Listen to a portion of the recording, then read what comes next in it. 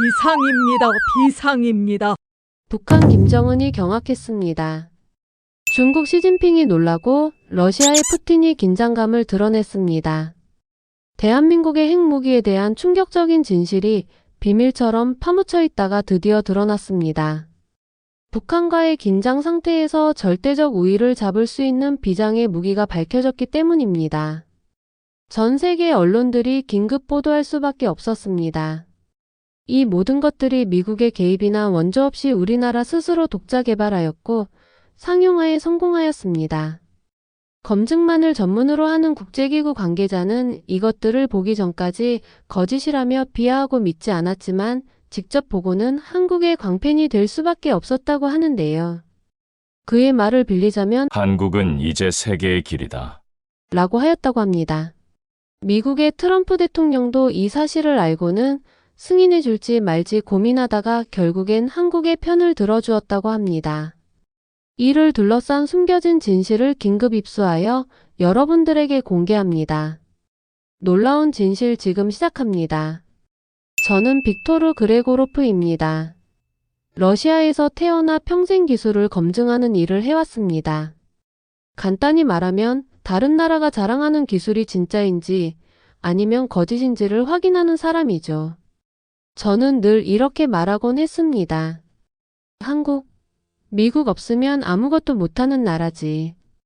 혹시 여러분도 그런 생각을 해본 적 있나요? 겉으로는 번쩍거려도 속은 텅 비어 있을 거라는 생각 말입니다. 그런데 바로 그날 제 생각에 금이 가기 시작했습니다. 장소는 오스트리아 빈 유럽 곳곳에서 모인 대표들이 앉아있는 국제회의장이었습니다. 거대한 스크린이 천장에서 내려오고 모든 조명이 서서히 어두워졌습니다. 숨소리조차 크게 들릴 만큼 조용했죠. 한국 대표단이 준비한 영상이 시작되었습니다.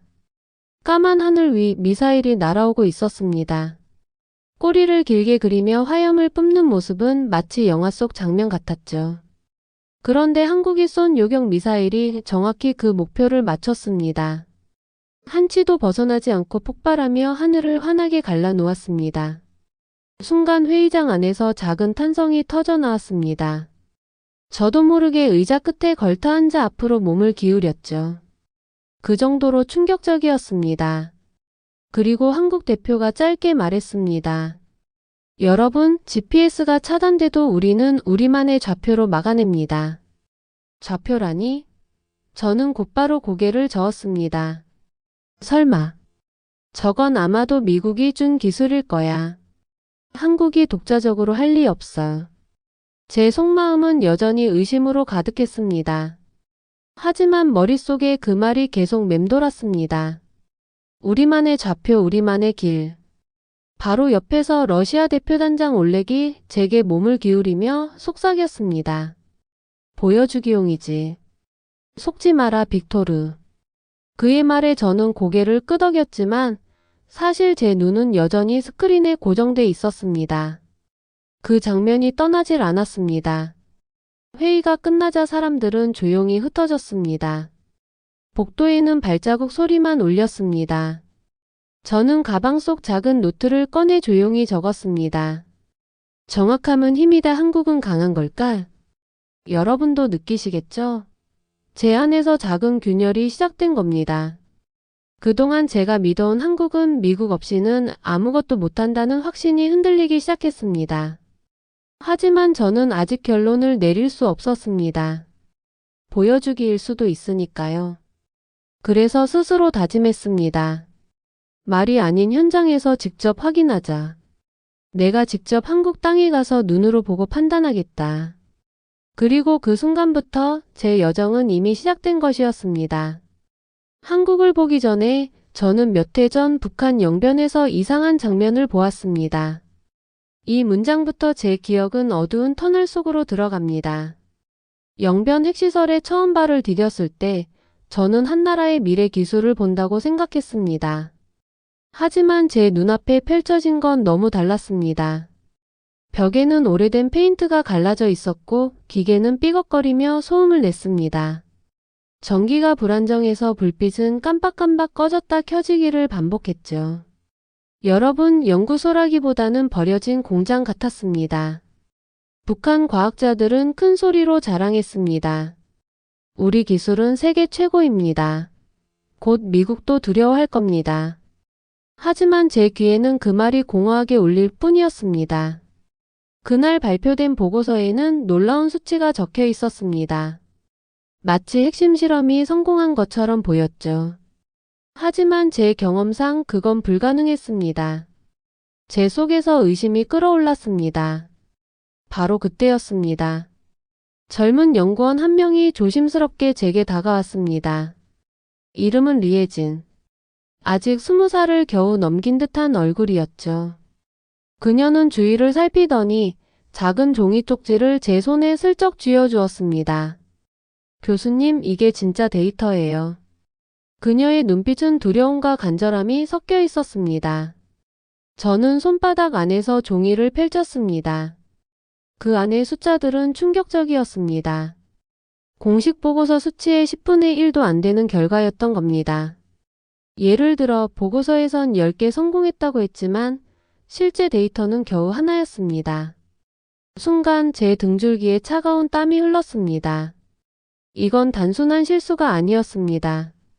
국가가 거짓을 만들어내고 있었던 겁니다. 혜진은 속삭였습니다. 교수님, 우리도 진짜 과학을 하고 싶어요. 거짓말 말고 진짜 데이터를 가지고요. 그 말이 제 가슴을 파고들었습니다. 하지만 저는 대답하지 못했습니다. 만약 제가 그 자리에서 그녀의 편을 든다면 그녀는 위험에 빠질 수도 있었으니까요. 저는 침묵을 선택했습니다. 그리고 그 침묵은 제 마음에 무거운 돌처럼 내려앉았습니다. 며칠 뒤 저는 북한을 떠났습니다. 하지만 호텔 창문에 비친 제 얼굴은 늘 불안했습니다. 밤마다 침대에 누우면 혜진이 건넨 그 종이가 떠올랐습니다.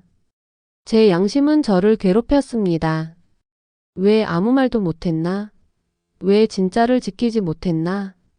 그리고 지금 빈 회의장에서 한국의 요격 영상을 본 뒤 저는 그 기억을 더 강하게 떠올리게 된 겁니다. 북한에서 봤던 거짓과 조작, 그리고 혜진이 외쳤던 그 한마디. 진짜는 데이터예요. 저는 속으로 다짐했습니다. 그래. 한국에서는 진짜를 보자. 이번엔 도망치지 않겠다. 저는 한국 인천공항에 내렸습니다. 겉만 번지르르한 나라일지도 모른다는 생각을 확인하기 위해서요. 여러분, 비행기 문이 열리는 순간을 아시나요? 갑자기 공기가 바뀌는 느낌, 그 낯선 냄새와 소리. 제 앞에 펼쳐진 공항은 깔끔했고 사람들의 발걸음은 질서정연했습니다. 안내판 불빛은 선명했고 전광판의 시각은 제 손목시계와 1분도 다르지 않았습니다. 순간 저는 속으로 중얼거렸습니다. 우연일까? 아니면 정말 정확한 걸까? 짐을 찾으러 내려가자 커다란 벨트 위에 가방들이 차례대로 나타났습니다. 제가 받은 수화물 도착 예상 시간은 12시 17분. 그리고 놀랍게도 제 가방은 정확히 그 시간에 눈앞으로 굴러왔습니다. 작은 차이도 없었습니다. 저는 그 순간 살짝 웃음을 터뜨렸습니다. 정확함은 힘이다. 이건 시작일 뿐일까? 공항철도를 타기 위해 표를 사는데 기계 화면에 여러 언어가 있었습니다. 영어, 중국어, 일본어 그리고 러시아어까지. 저는 괜히 눌러보며 확인했습니다. 발음은 조금 어색했지만 충분히 알아들을 수 있었습니다. 작은 배려지만 낯선 땅에서 느낀 환대 같았습니다. 열차 안에서 저는 창밖을 보았습니다. 유리창에 비친 제 얼굴은 피곤했지만 눈빛만큼은 호기심으로 반짝였습니다. 열차 전광판이 서울역까지 43분이라고 표시하더군요. 저는 일부러 시간을 쟀습니다. 시계 초침을 바라보며 말이죠. 그리고 놀랍게도 서울역에 도착한 시각은 표시된 시간과 딱 맞아떨어졌습니다. 서울에 내리자 사람들의 움직임이 눈에 들어왔습니다. 횡단보도 앞에서 모두가 신호등을 기다렸습니다. 차들은 불빛이 바뀌자 동시에 출발했고 사람들은 파도처럼 건너기 시작했습니다. 어떤 이들은 스마트폰으로 길을 찾고 있었는데 지도 앱이 2분 뒤 도착이라고 말하자마자 버스가 정확히 그 순간 나타났습니다. 이건 단순한 우연이 아니다. 제 속에서 뭔가가 흔들렸습니다. 역 근처에서는 로봇 안내가 다가와 말했습니다. 도움이 필요하신가요? 기계가 다국어로 말하는 모습을 보며 저는 당황했습니다. 정말 사람이 아닌데도 이렇게 친절하다니. 그날 밤 숙소에 도착한 뒤 저는 작은 노트를 꺼내 적었습니다. 정확함은 힘이다. 한국은 강하다. 하지만 이게 도시만의 모습일까? 기술 현장은 어떨까? 제 머릿속에는 다음날 만날 사람 윤재민 박사가 떠올랐습니다. 그는 한국 기술을 직접 보여주겠다고 했습니다. 제 마음은 반쯤 의심 반쯤 기대였습니다. 여러분도 상상해 보세요. 의심하던 나라가 눈앞에서 자꾸만 정확함을 보여준다면 어떤 기분이 들까요? 저는 그때 이미 알고 있었습니다. 내일은 단순한 여행이 아니라 제 생각을 송두리째 바꿀 시험대가 될 거라는 것을요. 약속한 대로 저는 대전으로 갔습니다. 윤재민 박사가 저를 기다리고 있었죠. 역에서 마주한 그는 환하게 웃으며 손을 내밀었습니다. 빅토르 씨, 먼 길 오시느라 고생 많으셨습니다. 오늘은 한국이 가진 진짜 기술을 보여드리겠습니다. 저는 속으로 생각했습니다. 그래, 이제야 알 수 있겠군. 이 나라가 겉만 번지르르한지 아니면 정말 힘이 있는지. 우리는 곧장 연구단지로 향했습니다. 첫 번째로 들어간 곳은 APR-1400 원자력 발전소 시뮬레이터였습니다. 거대한 화면과 수많은 버튼이 있는 방. 마치 비행기 조종석을 수십 배로 키워놓은 듯 했죠. 재민 박사가 설명했습니다. 여기는 실제 상황을 똑같이 재현하는 시뮬레이터입니다. 사고가 나도 절차가 자동으로 이어지죠. 순간 경보음이 울렸습니다. 빨간 불빛이 번쩍이며 화면에 비상 상황이 떴습니다. 저는 긴장했지만 놀랍게도 컴퓨터가 스스로 다음 단계를 차례차례 진행했습니다. 마치 누군가 보이지 않는 손으로 지휘하는 것 같았습니다. 저는 속으로 중얼거렸습니다. 이건 단순한 기계가 아니군. 넘어져도 자동으로 손을 내밀어주는 시스템 같아. 두 번째로 본 건 하나로 연구용 원자로였습니다. 하얀 옷을 입은 연구원들이 조심스럽게 기계를 다루고 있었죠. 김세라라는 젊은 연구원이 제게 작은 병을 보여주며 말했습니다. 이 안에는 암 치료에 쓰이는 물질이 들어있어요. 매년 수많은 환자를 살립니다. 그 순간 저는 멈춰 섰습니다. 핵과 관련된 기술이라고 해서 모두 무기일 거라 생각했는데 여기서는 사람을 살리는 데 쓰이고 있었습니다. 이건 내가 알던 원자로와 다르군. 마지막으로 향한 곳은 KSTAR 인공태양 연구실이었습니다. 커다란 원형 장치가 눈앞에 펼쳐졌습니다. 파란 불빛이 번쩍이며 안에서 무언가 회전하고 있었죠. 재민 박사가 흥분된 목소리로 말했습니다. 우리는 태양의 열을 지구에서 붙잡는 실험을 하고 있습니다. 아주 뜨거운 기체를 벽에 닿지 않게 둥글게 잡아두는 거죠. 지난해는 1억 도의 열을 48초 동안 유지했습니다. 저는 눈을 크게 떴습니다. 태양 같은 열을 붙잡았다고? 그게 가능하다고? 머릿속이 어지러웠습니다. 북한에서 봤던 낡은 기계와 조작된 수치가 떠올랐습니다. 하지만 지금 제 눈앞에서 돌아가는 장치는 부정할 수 없는 현실이었습니다. 저는 노트를 꺼내 적었습니다. 진짜는 데이터다. 한국은 강하다. 여러분 아시겠습니까? 제 마음속 의심이 조금씩 무너지고 있었습니다. 거짓 대신 데이터가 있었고 허세 대신 정확한 절차가 있었습니다. 연구실을 나서며 재민 박사가 말했습니다. 내일은 하늘과 땅을 함께 움직이는 기술을 보시게 될 겁니다. 저는 고개를 끄덕였습니다. 그래, 이제는 좌표의 의미를 직접 확인할 차례군. 내일은 하늘과 땅을 함께 움직이는 기술을 보게 될 겁니다. 재민 박사의 그 말이 계속 머릿속을 맴돌았습니다. 다음 날 우리는 거대한 활주로로 향했습니다. 바람이 세차게 불고 먼 곳에서 엔진 소리가 울렸습니다. 순간 하늘을 가르며 은빛 전투기 한 대가 솟구쳤습니다. 그것은 KF-21 보람의 전투기였습니다. 귀가 울릴 정도의 굉음, 그리고 하늘을 가로지르는 번개 같은 속도. 저는 숨을 멎은 채 그 움직임을 따라갔습니다. 보람에는 급격히 방향을 틀며 하늘의 원을 그렸고 곧바로 목표물을 향해 미사일을 발사했습니다. 그리고 결과는 정확히 맞았습니다. 오차도 없었습니다. 재민 박사가 제 쪽을 보며 말했습니다. 보셨죠? 모든 장비가 같은 좌표를 공유합니다. 눈, 귀, 손이 따로 놀지 않고 하나처럼 움직이는 거죠. 저는 속으로 되뇌었습니다. 핵보다 무서운 건 좌표다. 다음으로 우리는 육지로 향했습니다. 그곳에는 K2 전차가 기다리고 있었습니다. 거대한 강철 덩어리가 땅을 울리며 움직였습니다. 포신이 목표물을 향하자 갑작스러운 굉음과 함께 포탄이 날아갔습니다. 그리고 역시 정확히 명중했습니다. 저는 놀라 물었습니다. 어떻게 이렇게 정확하죠? 재민 박사가 웃으며 답했습니다. 좌표를 공유하니까요. 하늘의 전투기와 땅의 전차가 같은 숫자를 보고 있습니다. 그래서 같은 목표를 동시에 바라볼 수 있는 겁니다. 여러분 이해되시나요? 핵무기가 아니라도 이렇게 정확히 맞춘다면 이미 엄청난 힘이 되는 겁니다. 마지막으로 우리는 해안가 근처 발사장에 도착했습니다. 거대한 미사일이 하늘을 향해 서 있었습니다. 그것은 바로 현무 미사일이었습니다. 발사 버튼이 눌리는 순간 거대한 불기둥이 뿜어져 나왔습니다. 미사일은 하늘을 뚫고 날아가더니 멀리 떨어진 목표를 정확히 맞췄습니다. 그 순간 저는 확신했습니다. 이건 단순한 무기가 아니다. 한국은 좌표라는 보이지 않는 힘을 가지고 있다.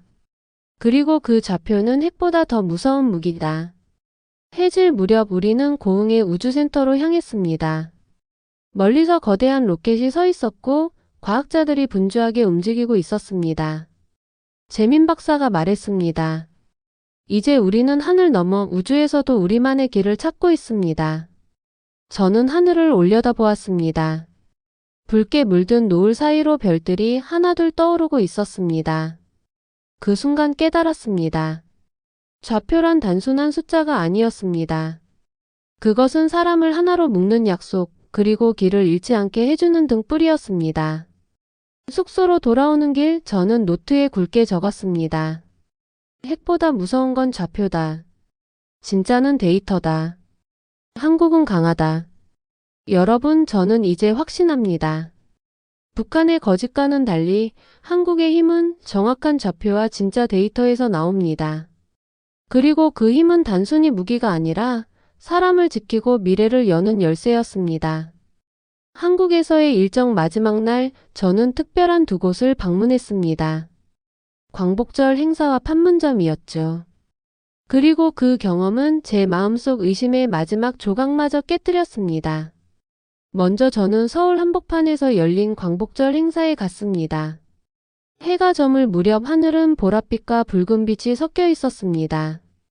갑자기 수백 대의 드론이 동시에 떠올라 하늘 위를 수놓았습니다. 아이들이 와 하고 환호성을 지르며 손을 흔들었습니다.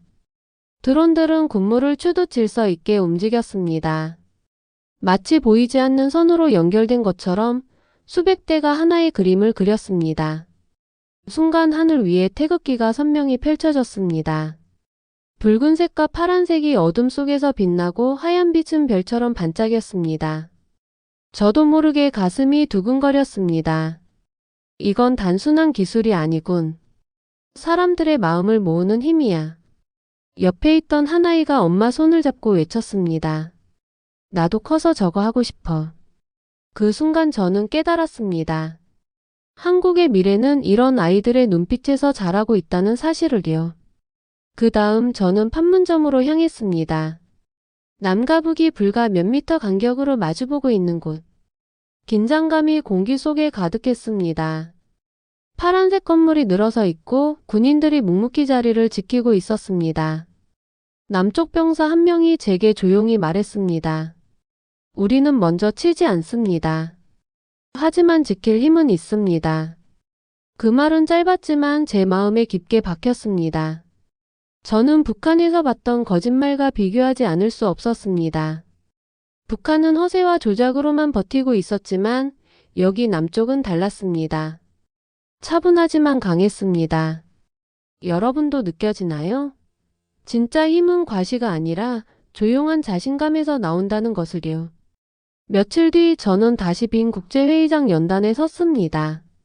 러시아 대표단장 올렉이 제 눈을 노려보며 속삭였습니다. 빅토르, 입 조심해라. 하지만 이번엔 달랐습니다. 저는 마이크를 잡고 천천히 말했습니다. 존경하는 대표 여러분. 저는 한국에서 보고 듣고 직접 확인했습니다. 핵보다 무서운 건 좌표입니다.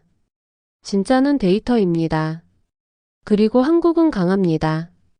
순간 회의장은 고요해졌습니다. 하지만 곧 여기저기서 박수가 터져나왔습니다. 사람들은 제 말에 동의하고 있었습니다. 연단을 내려오며 저는 휴대폰을 확인했습니다. 아내 엘레나에게서 메시지가 와 있었습니다. 당신은 진실을 말했다. 잘했어. 저는 눈을 감고 속으로 되뇌었습니다. 정확함은 힘이다. 한국은 강하다. 진짜는 데이터다. 핵보다 무서운 건 좌표다. 여러분, 제가 처음엔 한국을 무시했던 거 기억하시죠? 하지만 이제는 다릅니다. 저는 한국을 존경합니다. 한국은 보여주기식이 아니라 데이터와 좌표 그리고 사람의 의지로 움직이는 나라였습니다. 그리고 저는 확신합니다. 한국의 힘은 세계를 바꾸는 데 필요한 진짜 힘이라는 것을요. 빈 회의장에서 내려온 뒤 저는 잠시 밖으로 나왔습니다. 차가운 바람이 얼굴을 스쳤습니다. 하늘은 구름 사이로 달빛이 비치고 있었고 저는 그 빛을 가만히 올려다봤습니다. 나는 이제 어디로 가야 할까? 스스로에게 물었습니다. 처음에는 한국을 무시했습니다. 미국 없이는 아무것도 못한다고 말했죠.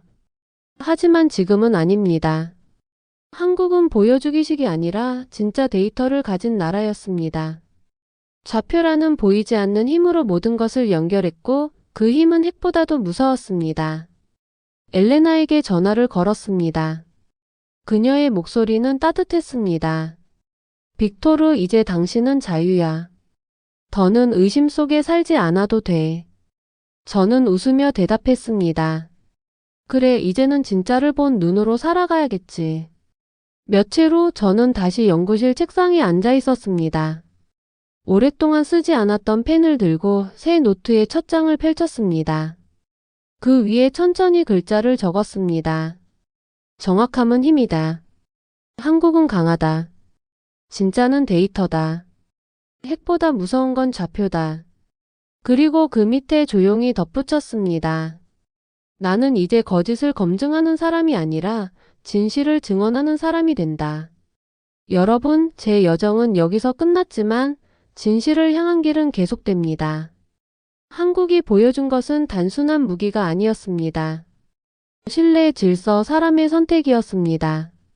저는 이제 그 사실을 세상 어디서든 전할 겁니다. 하늘 위 별빛은 여전히 좌표처럼 제 길을 알려주고 있었습니다. 그리고 저는 확신했습니다. 한국은 강하다. 그리고 그 강함은 앞으로 더 많은 이들의 길을 밝히게 될 것이다. 한때 한국을 무시하던 외국 기술자, 그러나 그는 결국 눈으로 보았습니다. 핵보다 무서운 건 좌표, 진짜는 데이터라는 사실을. 북한의 거짓은 무너졌지만 한국의 정확함은 흔들리지 않았습니다. 하늘을 가르는 전투기, 땅을 지키는 전차, 그리고 사람을 살리는 과학.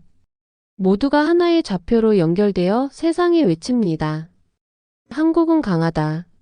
정확함은 힘이다. 진짜는 데이터다. 그리고 이제 세계는 인정할 수밖에 없습니다. 한국은 보여주는 나라가 아니라 증명하는 나라라는 것을. 그리고 영상을 즐겁게 보셨다면 좋아요와 구독을 눌러주시면 큰 힘이 됩니다. 여러분이 계신 지역과 좋아요를 남겨주시면 추첨을 통해 선물을 보내드립니다. 또한 사연의 제보를 받고 있습니다. 사연이 채택될 경우 선물을 보내드립니다. 여러분의 삶에 감동을 드리는 감동가 극장입니다. 감사합니다.